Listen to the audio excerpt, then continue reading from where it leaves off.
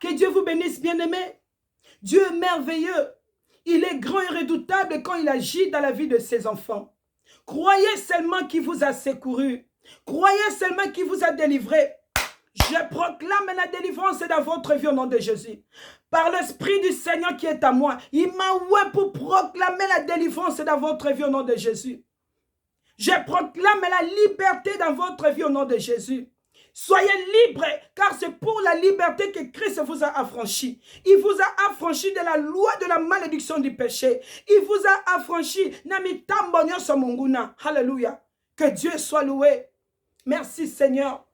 Bien-aimé, on passe la deuxième partie à prédication d'Abisso. Alléluia. Opère un signe à ma faveur.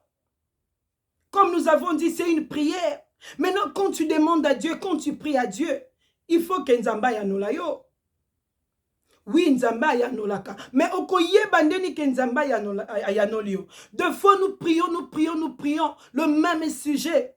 Même si Nzambe sa yanoli biso, mais toyeba kate ke Nzambe sa yanoli bando fanda na sujet na moko. Nzambe sa pese yano, mais ozo yeba te. Yango na ye koloba, na ye ko talisa biso, lo lenge ninyo koyeba ke Nzambe esi yanoli yo. Nzambe esi opéré signe wano bandeki ko senga ye na faveur na yo. Et ça simple, il faut remplir du Saint-Esprit, que le Saint-Esprit, l'esprit de discernement, est en opération, est activé dans la vie na yo. Tango molimo wana ya nzambe, molimo oya discernement, molimo ya révélation, molimo ya nzambe na bomoy, molimo oyo ya ami fidèle, molimo wana le paraclet, l'admirable conseiller, alléluia, kalebo sheta. Notre ami de tous les jours, l'ami fidèle, l'Esprit de Dieu vivant. Alléluia. Tangwaza actif na vie na yo, tangwaza activé na vie na yo, tangwaza opérationnel na vie na yo, tangwaza na opération na vie na yo, quand tu es rempli du Saint-Esprit, quand tu es revêtu de la puissance d'en haut, c'est alors que baba sens na yo nyonso et kozala ouvert. Misono molimo ekofungwama. Écoute na yo spirituel ekofungwama. Alléluia. Kelebo sheta. Na yo ko comprendre tangu Nzambe akoyanola yo, tangu Nzambe akosala si na faveur na yo. Alléluia. Tangu Nzambe ko confondre banguna na yo, tangu Nzambe ko secourir yo, tangu Nzambe ko consoler yo, oko comprendre ngo, oko yeba ngo kaka tango za rempli du Saint-Esprit. Merci Seigneur. Parce que signe c'est là comment c'est visible. Il faut ton monango. Opère un signe à ma faveur. C'est-à-dire que David a bandé ko senga. Et là comment visible. Oyo mutunyo se fait mona. Si ko tangu Nzamba ko sale lo kwango. Yo ko yeba ndenge nini. Il faut toza na batan oyo. Quand tu pries, na batan ozo senga Nzambe, sois connecté avec Dieu. Que le Saint-Esprit tondisa makati na yo pe azala activé na kombo na Yesu. Bien-aimé, komisango prière na yo à chaque jour. Mais ça na Saint-Esprit. Alléluia. Connexion wana faut ezala permanente. Ezala connexion ya matindika te. Oh, koto réseau ezate, koto réseau ezate. Il faut une connexion permanente. Désira ka Saint-Esprit. Alléluia. Atondisa makakati na yo. Afungola yo. Entendement spirituel. Apôtre Paul va aspirer au don. Senga don ya discernement des esprits. Alléluia. Thank you, Jesus. Nalo lenge wanande. Tango yo za rempli du Saint-Esprit, ozana ba don ya molimo na Nzambe oza activé na vie na yo. Ne tango Nzambe akoyanola yo, akosala si na faveur na yo, oko comprendre que oh signe oyo, elembo oyo, eza elembo moto mokili asalaka te. Elembo yo, eza moto mokili te moto akosala ngo, kalebo shete. Elembo eza ndelo boko na Nzambe na faveur na nga. Elembo eza ndelo boko na Nzambe pour confondre banguna na nga. elembo oyo eza nde loboko na nzambe oyo ekokonsole motema na nga. Elembo eza nde loboko na nzambe oyo ekobimisa nga na libulu ya bankosi, ekobimisa nga na kati ya fournaise ya badante, ekobimisa nga na kati ya vallée à ombre de la mort. Hey, bien-aimé, désirant molimo na nzambe mesana ye ta koma mi fidèle na yo.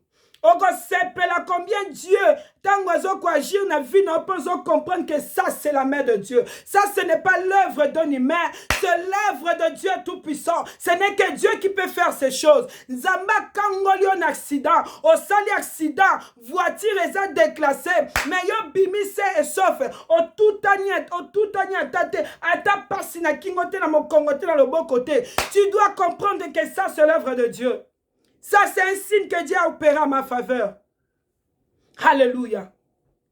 Bato na libota bandimaka yo te ke yo za mosali na nzambe tangu yo te yakabasekaka yo tangu yo fuka makobondelaka nyonso tu bango bazobengo yuma bazobengo bolole po yo pona nzela nzambe bazobenga yo zoba po yo pona na yo maloba na nzambe. Bien aimé, mokolo wana bato wana babengaki yo zoba autrefois, mokolo wana bato wana bacholaki yo autrefois, tango bakoya kosenga yo osalela bango ta prière, tango bakoya kosenga ta conseil à bonzambe panayo, c'est alors que tu comprendras. Ça c'est un signe que Dieu a opéré en ma faveur. Tango banguna no ba changer langage, ba komi koloba langage na faveur na yo. Il faut yeba ke wana ndeza signe o nzamba opéré na faveur na ngai. Tout genou fléchira, toute langue confessera que Jésus-Christ est Seigneur. Tango bato babandaki ko bundisa yo, tango bato babandaki ko chola yo, po yo poni nzela na nzambe, mokolo na to bakozonge pa na yo, obondela, baluka nzambe na yo. Bien-aimé, ndaboko na yo comprendre que Dieu a opéré un signe à ma faveur. Pour comprendre ces choses, il faut que le Saint-Esprit azala activer na vie na yo. Parce que ceux qui Saint-Esprit aza activer na vie na yo te, tango makambwane ko salema, tango bato bacholaka autrefois, bakoya na makolo na yo, po yo bondela po na bango, yo kokomisa ngo sujet à lolendo. Alléluia. Mais sans que le Saint-Esprit, tu dois comprendre que ça c'est un signe que Dieu a opéré à ma faveur. Pour ne confondre banguna nanga, kotali sabango ke nazaya ensemble, pour ne secourir ngai. Comment comprendre que Dieu a opéré déjà un signe dans ta faveur?